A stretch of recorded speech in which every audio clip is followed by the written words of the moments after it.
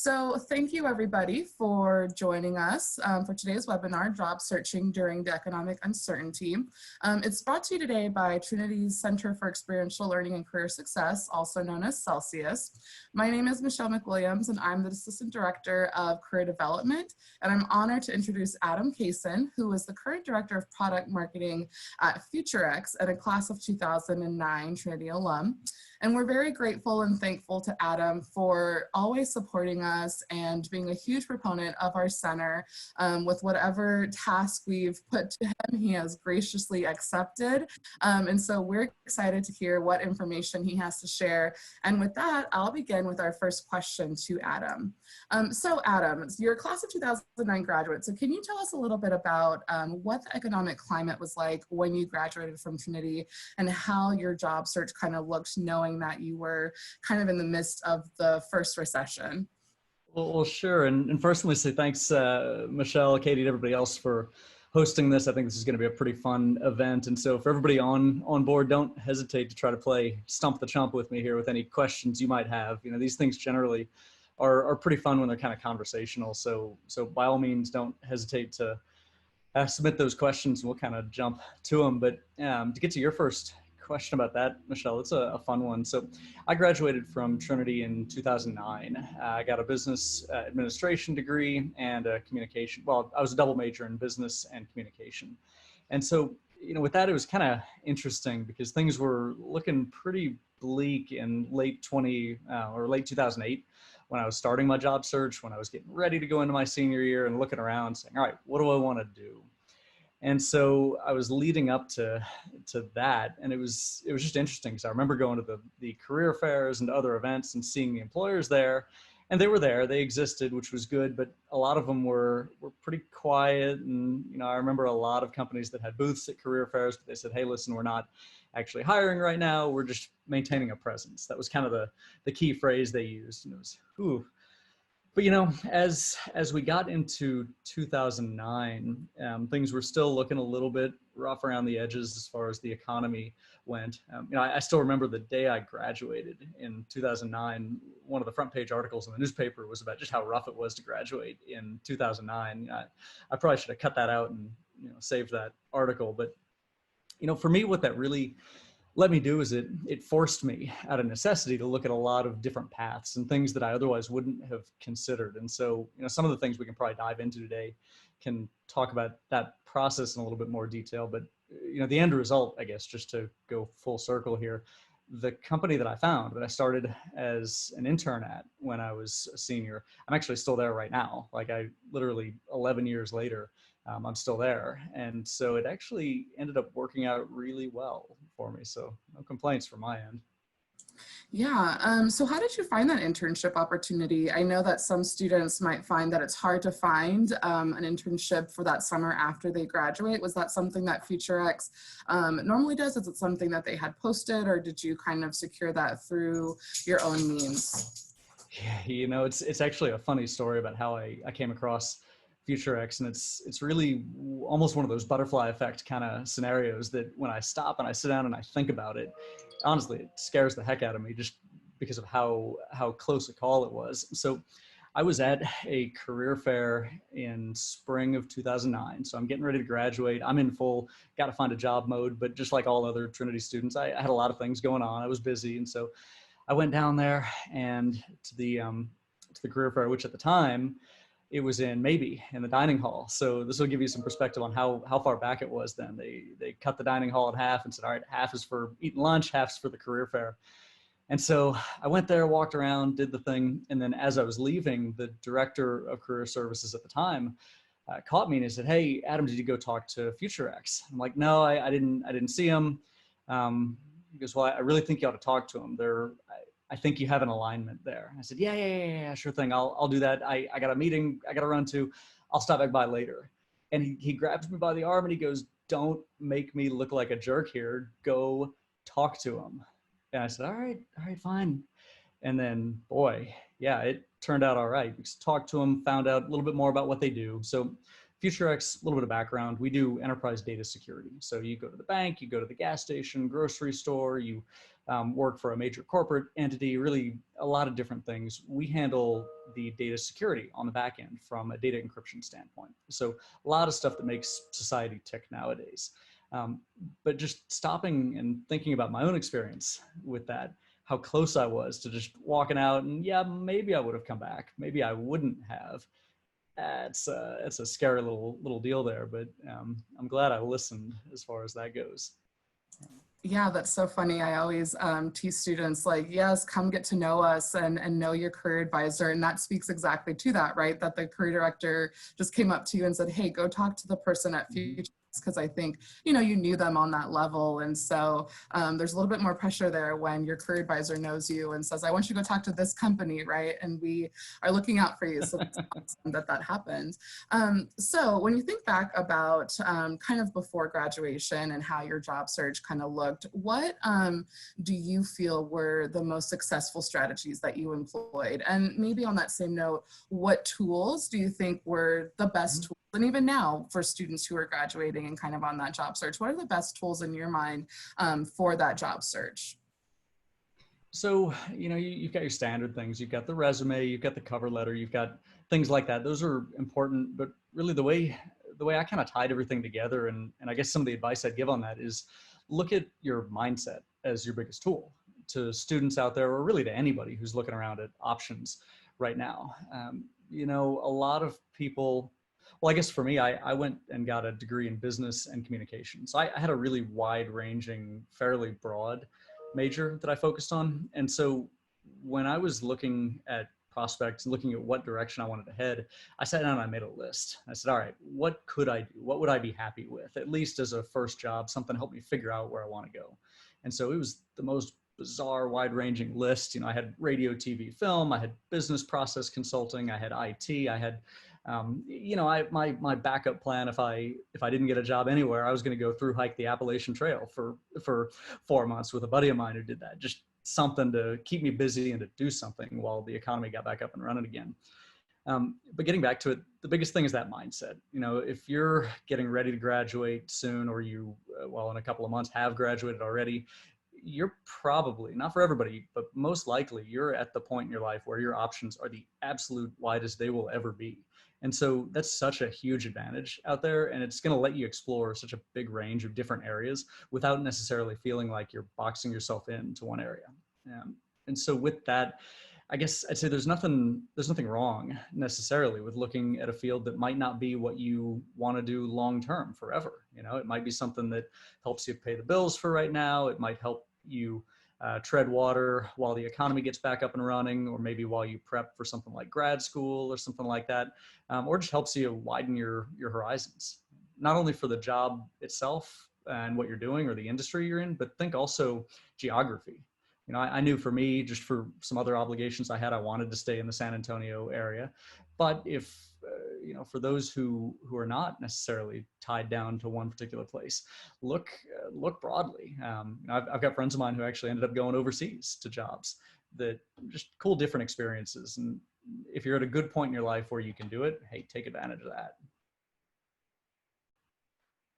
Awesome. So with that, I know that you kind of chat with now and mentor a lot of current students and recent graduates, and you're always open to communication from students. So with that piece, I know that you've mentioned in a previous panel that you say, reach out to me on LinkedIn. So how important do you find, especially for someone who is kind of wanting to start that networking piece, but not quite sure how to do it? And sometimes reaching out to someone that you don't know on LinkedIn can be a little bit awkward for people. So what do you recommend people should do, or students should do, when they're starting that networking part of their search? Yeah, that's a great question. And yeah, I do like talking to current students or alumni, really anybody. You know, I'm naturally kind of I'm an extrovert. I like talking to people. I recharge my batteries by interacting with people, which has made quarantine a little bit fun. But hey, you know, we're all battling our demons here in one way or another. But you know, when I talk to someone who is new at the process of networking, or advice I'd give to someone who's new at the process of networking, it is tough for a lot of people. It can be incredibly daunting, scary. You might not even know where to begin, and that's fine. And usually though, all it takes is getting a few a few initial experiences. And one of the things that I think is kind of funny that I would encourage everybody who, whenever you talk to someone, make sure to ask at the end of that call, at the end of that conversation, at the end of that cup of coffee or whatever, ask them about next steps. You know, a lot of people say, hey, thanks for the advice. That's wonderful. I appreciate you answering my questions. That's great. And then they kind of go about their merry way, and that's fine. But the ones who are really, I think, positioning themselves for success, they also ask the question, hey, you know, I'm trying to expand my network. I'm looking to connect with people, not only for the purposes of getting a job, but just for learning, you know, providing perspective on their industry and their world. And who knows, maybe even making it a give and take kind of thing rather than just a one-way conversation. Is there someone you can introduce me to who I would also be able to talk to? You know, just someone asking that will get a lot better results than someone who just says, hey, thanks, I appreciate it, and then goes on. You know, I guess I didn't really get to the initial meat of your question there, though. So how do you start? You know, once you get on a roll, it gets a lot easier, and you start thinking of ways to do it. But you know, talk to family, talk to friends. If you have any peers who graduated in prior years, ask them like, hey, I'm looking to get into your field. Can I talk to you? Can I talk to someone in your organization? Do you have anyone else? I think starting with the people you know well and using them to help you, and just being perfectly honest with them, saying, hey, you know what? I'm brand new at this. Help me out. Generally, people are pretty helpful, and they like doing that sort of thing. Yeah, agreed. I know that sometimes when I meet with students, there's a book by Danny Rubin called Wait, How Do I Write That Email? And in it, there is a blurb that students can copy. So definitely check it out on Amazon, but it has just a copy and paste of what you can send in that initial LinkedIn message. And I think that really helps because like you said, once you just kind of jump into it, it becomes easier and easier. It's just a matter of taking that first step into the pool. Tell you, I might have to grab a copy of that book and Yeah. anonymously mail it to some of my some of my peers in the industry, because Yeah. you wouldn't believe I talk to people who've been you know, working in the industry for 15 years, and they're experts, they're far along in their careers, and just doing that initial step of just writing that email, that sometimes can be a challenge. Like it's Right. difficult. Yeah, exactly. So let's jump into a little bit of, we kind of talked about this before we started the session, but well-being and kind of taking care of yourself while you're in the job search. I had mentioned that even when we're not in a recession or a global pandemic, the job search can be very daunting for a lot of people. We know that you're going to probably hear no a couple of times, probably more than a couple, and that can be really it can be a lot on you when you're kind of hearing no after no after no. So what advice do you have for people who are kind of in this stagnant place in their search and are kind of feeling a little bit of despair about the search? And what do you do and what do you recommend in terms of self-care and just kind of taking care of yourself while you're in the search?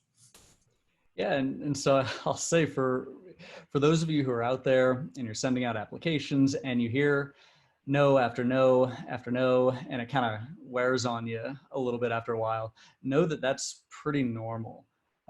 Now, for those of you who hear no after no after no, and it doesn't wear on you, if you're like, oh, okay, whatever, that's not normal. However, that means you need to go apply for jobs in sales. That means you will be an absolute rock star at selling.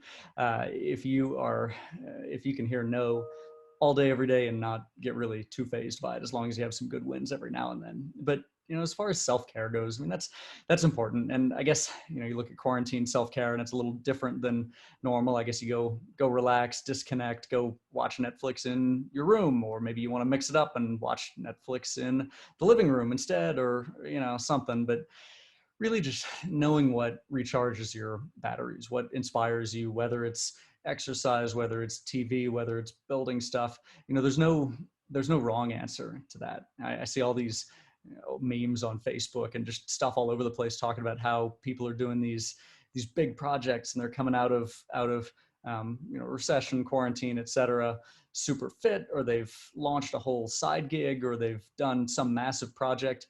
And you know, especially when you look at social media, some of that can be almost toxic when you're looking at everybody else putting their best face forward. Well, there's also nothing wrong with saying, hey, you know what? it's a rough time right now for a lot of reasons. I watched a lot of TV and I'm okay with that. There's nothing wrong with that as long as that's accomplishing what you want it to. For me personally, I think I mentioned earlier, my self-care is kind of being around people. And so that's how I recharge my batteries. That's how I keep excited and active. And so there are different ways that that can be accomplished. But it's also important to know that if you're the exact opposite of that, that's not wrong either. Yeah, I agree that hustle mentality that can be huge among people of just constantly getting things done and don't get sleep and do this and that can be very toxic sometimes. And I think when you're in the job search, especially, it's important to maybe, if you can, I know right now it's kind of hard to change your environment, go to a coffee shop, right? When they open back up again, all that good stuff, and just, hunker down for a few hours. And I think it's important also to note, hey, I might not, maybe my goal was to apply for 10 jobs today, but I only got to 3 or 4 applications, and that's still a success because I did something. So knowing your limits is definitely key to that. So yeah. It's funny actually to jump in on that. You mentioned my goal was to apply for 10 jobs today. I like that. Like I like the idea of setting goals a lot.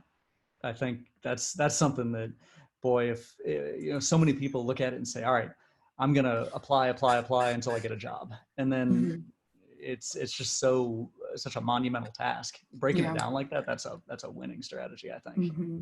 Yeah, and I guess on that same note, SMART goals are important too, right? So 10 jobs might be a little bit crazy knowing how long some of these applications are, but I also like to remind students that the job search isn't just applying for jobs, right? So if you say 10 hours a week dedicated to the job search, 2 of those hours could be revamping your LinkedIn, it could be networking, it can be making an appointment with a career advisor, looking at your resume, that kind of thing. So I think it's important to remember that job search isn't just submitting the applications, because that's just the tip of the iceberg for a lot of people, especially in those entry-level positions. Yeah, and that planning phase is super important for people who are just getting started, because you could do a lot of work and you could send out 100 resumes and 100 applications, but if your quality level on your resume is low, if you've got typos, if you don't accurately show your talents and skills, well, it's not necessarily going to be an effective use of your time to apply for 100 jobs either before then. So yeah, definitely. So let's talk about kind of how you secured an internship after graduation.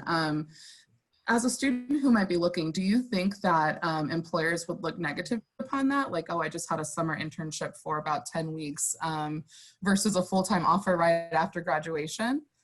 No, that's something that I was really fortunate in that I got my internship midway through my senior year, and I was able to kind of dovetail that into full-time employment. That being said, I think in general, even in the best of times, economically speaking, no employer, well, no reasonable employer is going to look at someone who has a couple of internships, or even, hey, you know what, summer job flipping burgers. No employer is going to look at that and say, oh, this isn't the candidate for me. They don't have what I'm looking for, simply because they don't have enough experience. If that's the case, they're looking for the wrong things, unrealistic things. But that being said, let's say you are in a situation where you weren't as fortunate as I've been, where I fell into an internship and then fell into a job. And yeah, there's a lot of backstory behind how that happened and structure behind getting that internship and so on and so forth. But let's say you don't have all that for whatever reason. That's not a killer by any stretch. There are some things though that personally I'd recommend that a lot of people don't do that's still relatively easy to help account for that. So, let's say you were lined up for an internship this coming summer, and all of a sudden that goes away. A lot of people are in that situation right now, and it's kind of too late to find a whole lot of meaningful internships in their field of choosing, in all likelihood, but they can do other things. So I would think about it from the standpoint of what can you do to help show your commitment, show your creative thinking, and this will resonate a huge amount with employers out there. How can you take a bad situation and fix it yourself? So look at, like micro volunteering is a pretty cool thing right now, where there are a ton of websites out there that almost act as brokerages between firms or, nonprofits and things like that need volunteering services that can be done online, and then people who can do it. Whether it's someone who's an English major who's really skilled at writing, and a nonprofit needs someone to help out with blog posts or something like that, or just all sorts of different things. Maybe for a computer science major looking at a utility to help streamline, I don't know, whatever activities from a software standpoint a particular group is using. Being able to do those things and show them on your resume shows real commitment. The only downside being the cash side of things as far as Yeah. that goes. But yeah, and I do know that our office and our center is looking at kind of implementing some virtual micro internships, because you're right now a lot of students are either thought that they had an internship, those offers got rescinded with the coronavirus kind of happening and everything going on. So we're stuck in this rock and a hard place. So I think, yeah, micro volunteering, micro internships are huge to have, even if it's just a couple of week projects. If you can do several of them throughout the summer while you're searching, that just gives you more experience. On that same note, what do you feel about if a student has an internship, or maybe they don't, but including relevant course experience or coursework on their resume? Do you think that's beneficial? Not so much? What are your thoughts on that? That's another good question. And real quick, I'm gonna jump back for one other kind of fun little anecdote that just popped into my mind for the last one. If don't stop looking for an internship even as you get close to summer, because there are some employers out there that are still looking. And actually, myself, I just hired someone, someone who's getting ready to graduate from Trinity in a few weeks now. I hired her starting as an intern like last week or the week before, and she's getting ready to go full time in May. But the only reason I was able to do that was because her current internship was for a startup that ended up going bust due to coronavirus. And so it ended up making it possible for her to come on board with us as an intern, which if we weren't able to try her out as an intern, see if it's a mutual good fit, there wouldn't have been the full-time opportunity there. So it ended up working out pretty well in that situation. That's awesome. Don't stop. But anyways, so looking at coursework on the resume, looking at things on the resume, absolutely. Anything that could possibly be of value, I think you should add there, as long as you have a good story to tell with it, as long as it's not too far back. And I wouldn't put a whole bunch of stuff from high school on there necessarily. And as long as it's not making your resume go too long. I'm not personally a huge stickler for 1 page versus 2 pages versus whatever, although generally good practice for someone who doesn't have a whole lot of work experience, the likelihood that it should go longer than a page is pretty slim. Yeah, definitely. So I know that we have some about to graduate seniors in a few weeks, but we also have some students who might be rising seniors or even rising juniors that are kind of thinking ahead and what the next couple of years might look like. So I have a question from a student that they submitted a couple of weeks ago.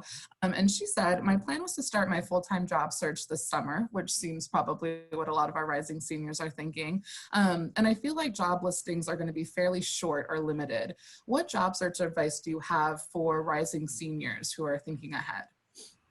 Yeah, I think unfortunately, just due to the economic climate right now, you're probably going to be right. The job listings are going to be fairly curtailed over the summer at least. I know for us in particular, like we've had a great year financially so far. We're very fortunate in that we haven't seen any real downturn due to this. But even with that in mind, even thinking, all right, we're in the best case scenario, we're still just saying, all right, let's bring on essential hires and things like that. Let's really be deliberate with how we expand until things get back up and running and there's a little more certainty out there. So I guess while I wouldn't say don't look over the summer, I would say you'll probably be using your time more efficiently by focusing on making sure your resume is ultra polished, making sure you've got a good LinkedIn presence, doing some research about the types of companies, industries, things like that you want to be in. What else? Even making sure that you're listed on the various job boards out there. So Indeed, for example, that's a good one that a lot of employers look to. And actually, one little tip I have about Indeed from someone who actively uses Indeed to source candidates all the time: go in there probably once a month, update something on your Indeed profile. Doesn't matter what, like delete a period 1 month and add it back in the next month for all I care. The reason you want to do that is that Indeed shows employers when resumes were last updated. And so for me, when I do searches, I filter it by people who've updated in the last 3 months, because I want someone who probably is looking for either a change in their current work environment, or they are open candidates. And so if I look at someone whose last update was a year ago, well, they're probably, I'm going to guess they're probably in a job right now. They're happy. They don't want to do a whole lot more. So just that little, bump it up to the top of the stack thing is little pro tip. That's awesome. I didn't know that. That's good to know. And I will say also our center, we are doing a lot to kind of stay on top of the industries and what employers are hiring. And so we are doing a lot of employer outreach and just kind of staying on top of who is hiring, even if it is virtual. And so I would say on top of Indeed, don't discredit Handshake, don't discredit, the work that Celsius is doing, because we're out there plugging away for our students and making sure that there are opportunities out there in our resources section as well. Let's see, what other question do I have here from her? So we kind of touched on this a little bit. If we find that an internship is canceled, is there anything else that you think students can do outside of volunteering? Maybe some job shadowing that would be beneficial to a student's career if they are kind of in that rising senior role position right now? Yes, there's a couple of angles. One would be, if you need money, if you got to make rent, if you got to pay bills, if you got to do all that, obviously find something that'll work. If you're in a situation where you're able to float for a little while, maybe try a side hustle of some sort. There are a lot of gig economy type sites out there, Fiverr and the like, where you can actually apply skills that relate to what you want to do, and make some money in doing that. But really, let's say you just want to focus on preparing yourself for getting that job. You want to focus on long-term, the career, but that internship is gone all of a sudden. What I would recommend in particular is do whatever you can to build your skill set. And so I think this, one of the examples I heard was from a computer science major, and I think that's a really good one for this. I think actually computer science for building your skill set outside of a job, I don't think there's a better major for it out there. I think that's the number one, because there are so many tools out there, software applications, everything like that, that you can go develop familiarity with on your own. You don't have to have a job or a formal course to be able to, go download the latest, download the Linux distro and get familiar with that. Download Splunk for network monitoring, download all sorts of tools, get familiar with them. Add those to your resume, because a lot of employers do keyword searches, a lot of things like that. But marketing as well, and business majors as well. For example, go get certified with Google AdWords or Google Analytics, or HubSpot is another popular marketing platform. They offer free certification and free educational courses. It won't take you that long to get familiar enough to be able to put that on your resume and feel confident in doing it. You're not representing yourself as an expert, but you're saying, hey, I've got knowledge of this. I've used it. I've actually laid hands on it, as well as free certifications and things out there that'll just give you a little bit of a leg up. Yeah, definitely. I think one of the benefits, I guess, of the coronavirus pandemic that's going on is a lot of places are offering those free online courses that weren't free before. So I encourage people to take full advantage of that now before they start finding other ways to charge us, and we lose those opportunities. So that's definitely a great opportunity for students. So to the group, I'm nearing kind of the end of our questions that we have for Adam. I have maybe one more, but I wanted to just remind everyone, if there are any questions, feel free to put them in the chat.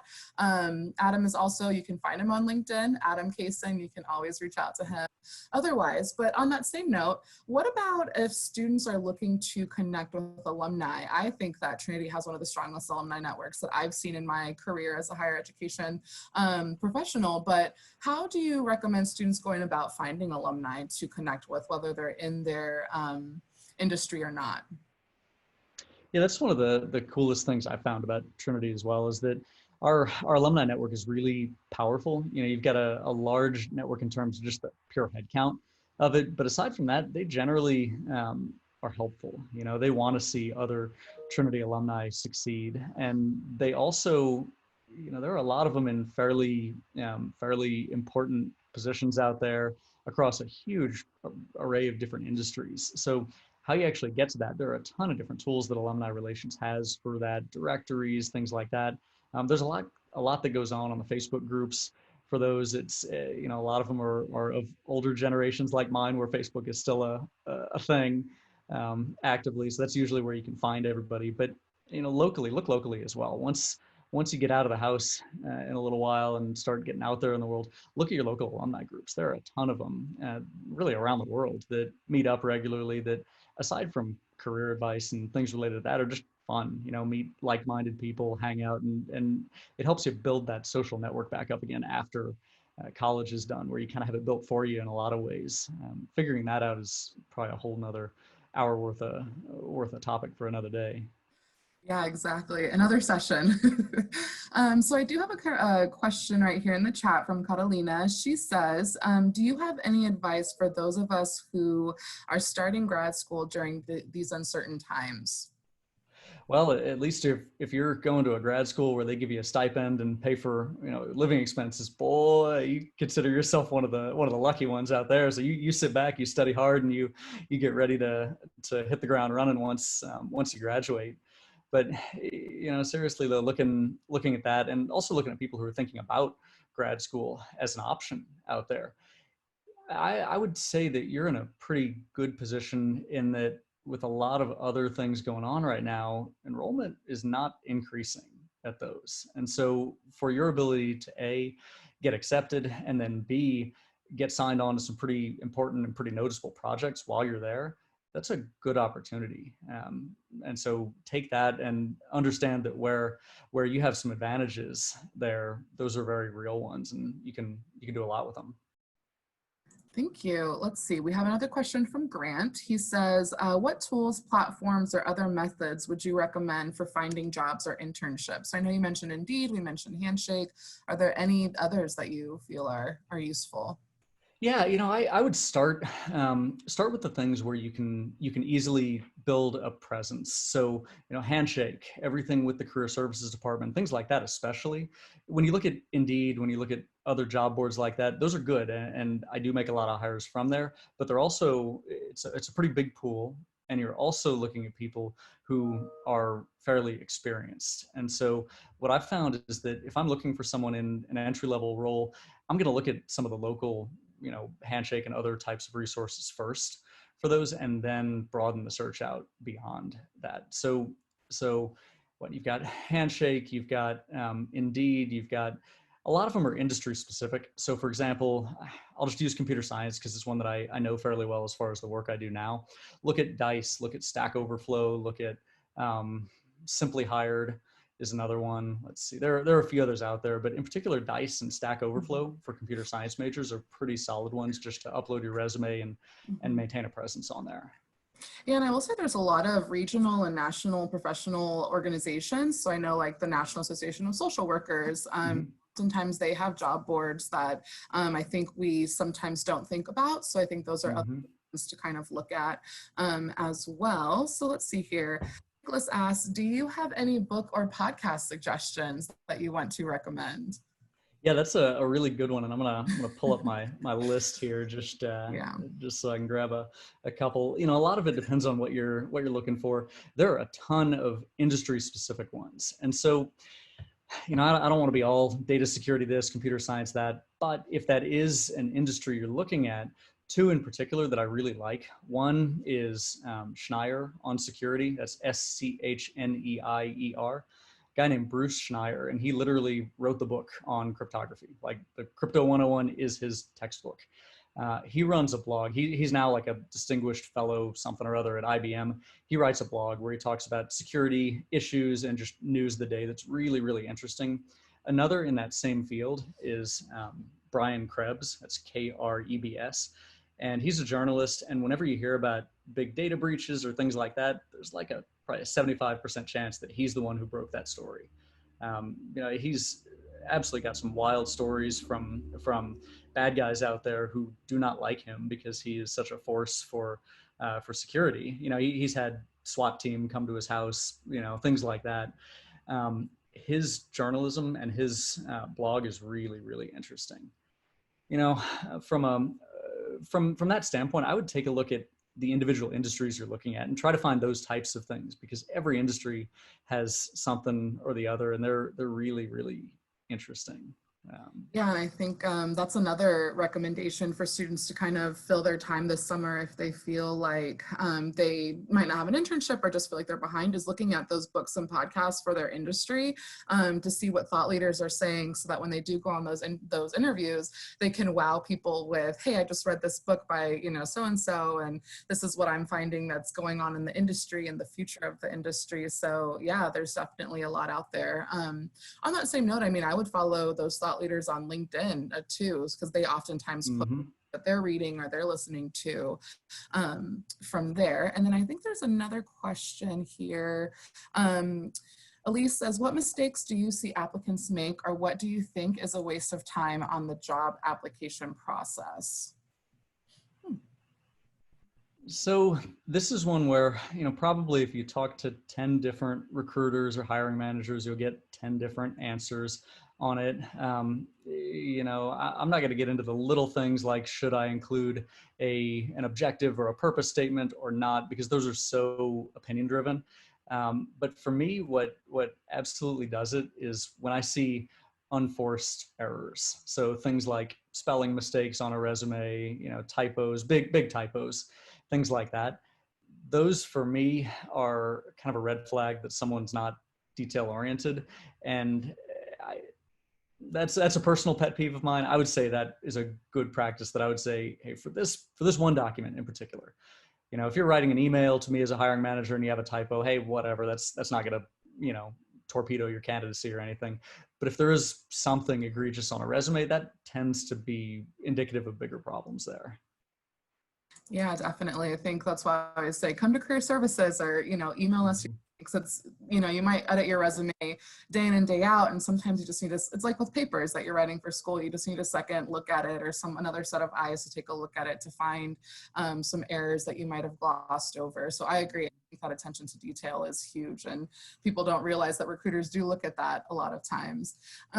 There's a question in here about job boards for education and nonprofit fields. I don't know if you're familiar with that, but I will say that the San Antonio Nonprofit Council does put out a list if students are interested in working in San Antonio. There is also like a Texas Association of Nonprofit Organizations.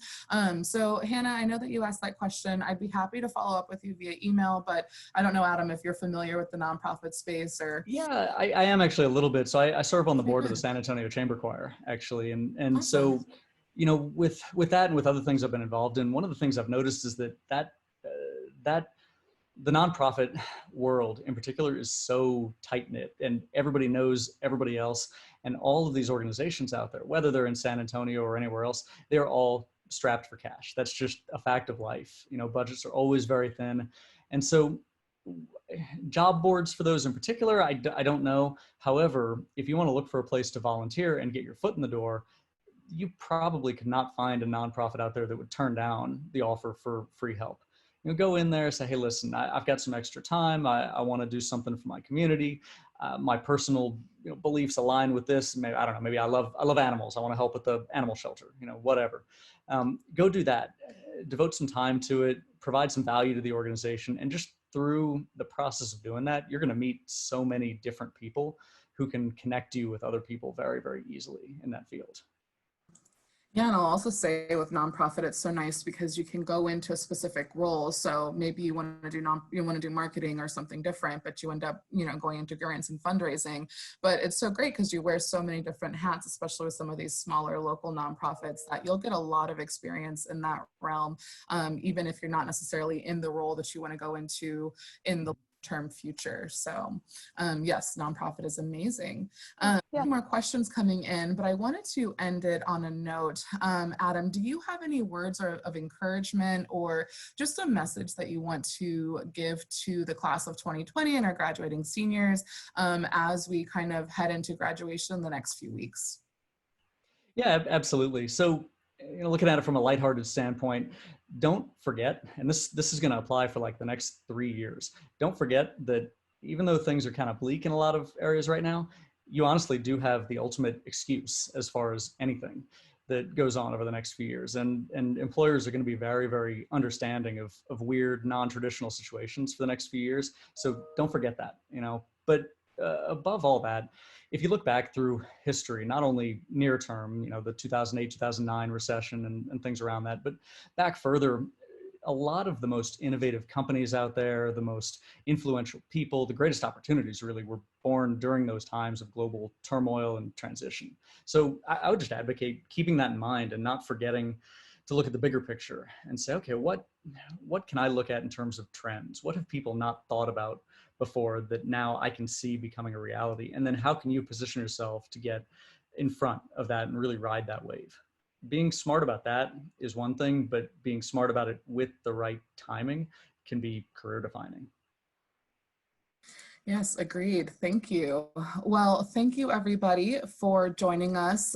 Like I mentioned, this session is being recorded. So if you missed anything or if you joined us a little bit later, this will be up on our YouTube channel in a couple of days, I believe.